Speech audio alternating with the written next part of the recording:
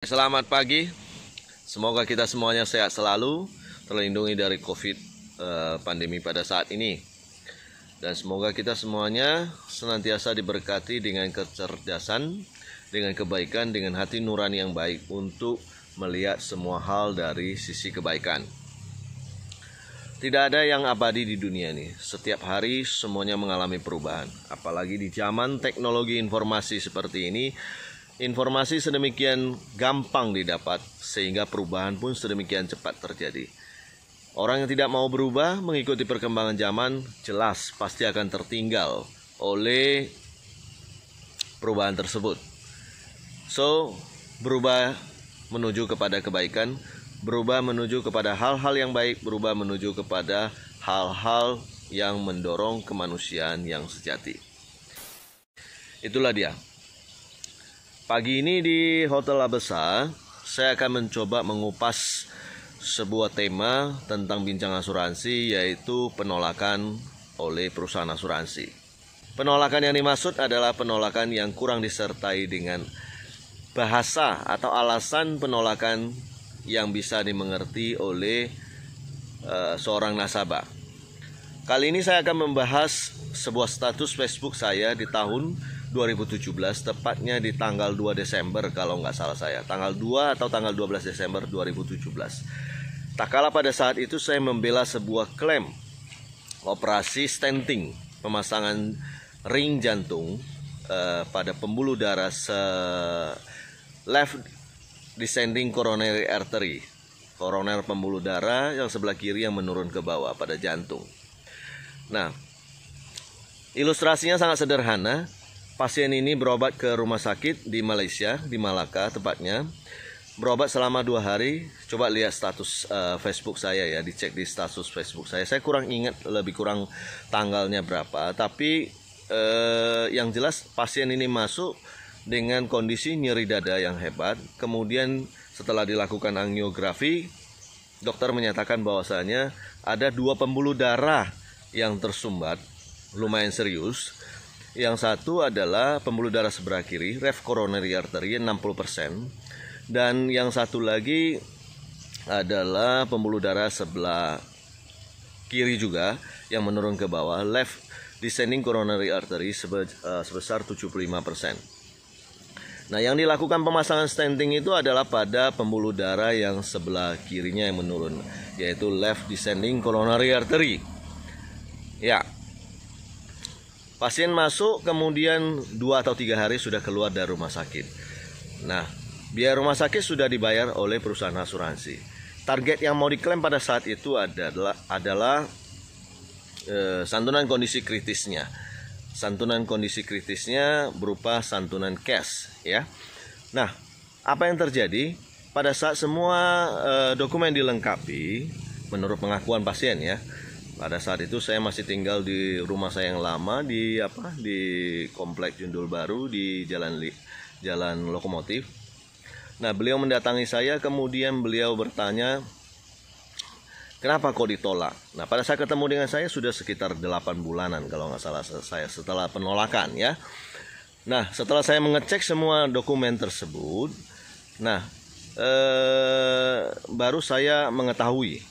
Nah, awalnya nasabah mengaku bahwasanya tidak mengerti kenapa kok klaim santunan penyakit kritisnya ditolak. Tidak paham dengan bahasa penolakan. Nah, setelah saya mengecek semuanya, akhirnya kita mengetahui bahwa alasan penolakan menurut bahasa polis asuransi dari perusahaan asuransinya karena terkait dengan survivor periodnya, yaitu masa bertahan hidup. Nah, rupanya produk yang dimiliki oleh si nasabah ini adalah produk dengan aturan tertentu.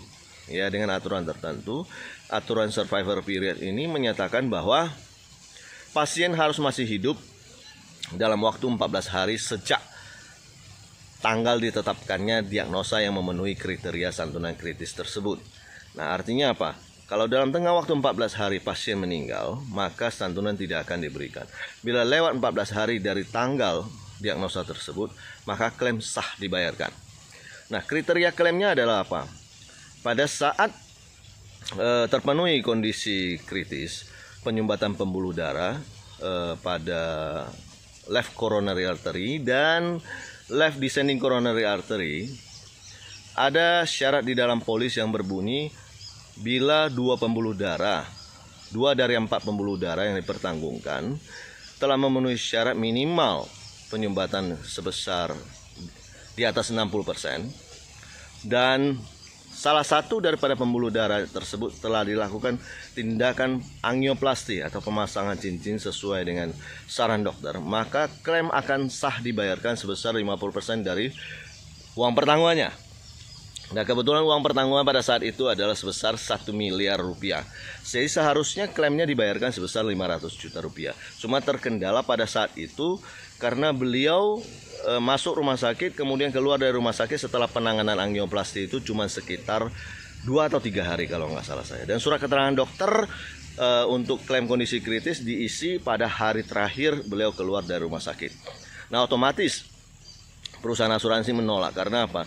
Karena surat keterangan dokter tersebut diisi pada tanggal 3 hari ya mungkin ya setelah dari tanggal diagnosa, belum melewati 14 hari dari masa survivor periodnya.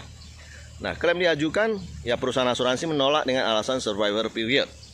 Salah nggak perusahaan asuransinya? Ya perusahaan asuransinya nggak salah. Perusahaan asuransi kan memproses data, memproses klaim berdasarkan data yang masuk ke dalam perusahaan asuransi tersebut. Nah, pada saat klaim tersebut dibaca oleh bagian klaim perusahaan asuransi, klaim ditolak dengan alasan survivor period. Nggak ada salah, karena memang benar ketentuan kontrak polis berbunyi bahwa dalam masa 14 hari dari tanggal diagnosa apabila pasien meninggal, nasabah meninggal, maka klaim tidak bisa dibayarkan. Nah, artinya apa? Klaim hanya bisa diajukan setelah 14 hari dari tanggal diagnosa. Jadi solusinya bagaimana? Saya hanya mengatakan kepada nasabah tersebut, isi kembali lagi surat keterangan dokter persis seperti kondisi yang dialami pada saat itu 8 bulan yang lalu itu, dan lampirkan aja kembali semua kopi dokumen pendukung yang dulu pernah disampaikan, lalu ajukan kepada perusahaan asuransi. Dan yang jelas surat keterangan dokter tersebut yang diisi pada tanggal beliau setelah beliau konsultasi dengan saya. Nah, singkat cerita klaim diajukan. Kemudian karena telah memenuhi syarat survivor periodnya telah lewat, artinya pasien tersebut telah melewati 14 hari dari tanggal diagnosa dan masih hidup, maka klaim dibayarkan sebesar 500 juta, setengah daripada uang pertanggungannya, 50%. Kelihatannya simple ya. Betul ya? Kelihatannya simple. Hanya di 2 kata saja, survival period. Namun bahasa ini tidak dipahami oleh nasabah. Bahasa ini tidak dipahami oleh pasien, sehingga apa? Sehingga beliau kebingungan. Bayangkan dalam tenggang waktu 8 bulan beliau mencari solusi tapi tidak ketemu. Kebetulan ketemu dengan kita yang bisa memahami, akhirnya klaimnya bisa dicairkan. So, nggak ada yang salah sebenarnya. Orang bijak berkata bahwasanya ilmu bisa digunakan untuk kebaikan, ilmu bisa juga digunakan untuk kejahatan. Tergantung orang yang mempunyai ilmu tersebut itu dipakai dengan niat apa. Nah, kalau saya memilih ilmu yang ada yang diberikan, talenta yang ada yang diberikan oleh Tuhan, seharusnya digunakan untuk sebuah kebaikan, sebuah misi kemanusiaan yang bisa menolong orang. Pagi ini saya hanya mau cerita itu saja. Ya, semoga ini menginspirasi dan membuat asuransi menjadi transparan, terbuka apa adanya, dan kita telanjangi apa adanya. Tidak boleh lagi ada wilayah abu-abu, tidak boleh lagi ada wilayah yang tidak jelas. Semua harus dibuka ke publik dan publik harus bisa memahami. Nasabah harus bisa memahami konsekuensi apapun atas pembelian polis tersebut. Manfaatnya, kewajibannya, semuanya harus dibuka terang benderang. Demikian. Salam dari Labersa dan salam peduli kepada dunia asuransi. Semoga dunia asuransi menjadi lebih baik, lebih transparan apa adanya.